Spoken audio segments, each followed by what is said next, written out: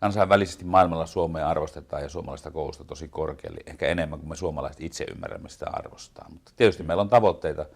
Tuossa ihan oli tilaisuus olla New Yorkissa kansainvälisessä tilaisuudessa, jossa oli 16 maailman huippukoulutusmaata ja Suomi sai kutsun sinne mukaan. Ja siellä kehuttiin Suomea kyllä kovasti ja kun kuuntelin maiden puheenvuoroja, niin erittäin monessa maassa todettiin, että he ovat ottaneet oman opettajan koulutuksensa ja koulutuksen suureksi tärkeäksi kehittämiskohteeksi ja mallia Suomesta. He on käyneet täällä, he lukevat kaiken mahdollisen, miten suomalaista koulutusta on järjestetty ja he satsaa siihen, panostaa siihen voimakkaasti. Ja huolihan meillä on sitten tietysti täällä, että he juoksee ohi molemmin puolin kohta, jos me ei täällä myöskin jatkuvasti panosteta koulutukseen.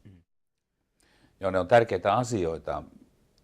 Se on iso muutos ollut, jos katsotaan himpun taaksepäin, niin viime vuosien aikana, viimeisen vuosikymmenen aikana, ja se muutos tulee jatkumaan, että oppilasryhmät monimuotoistuvat.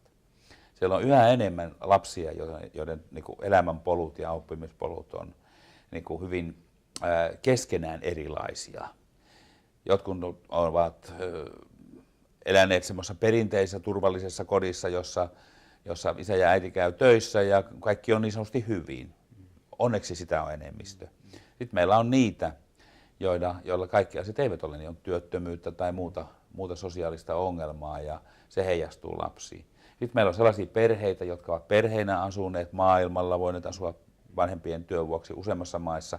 Siellä saattaa olla jo useampia kieliä lapsella hallussa kouluun tullessaan, niin nämä monimuotoistaa koko ajan sitä oppilasryhmiä koulussa ja yksittäisessä luokassa. Ja sitten kun siihen vielä pistetään tämä monikulttuurisuuden lisääntyminen, mikä on ihan väistämätön ja itse asiassa hyvin tavoiteltavakin tavoite maailmassa ja suomalaisessakin koulussa ja suomalaisessa yhteiskunnassa, niin tämä muuttaa sitä niin kuin monimuotoisemmaksi. Ja siitä seuraa sitten se, että se opettajan työn vaativuus on kasvanut.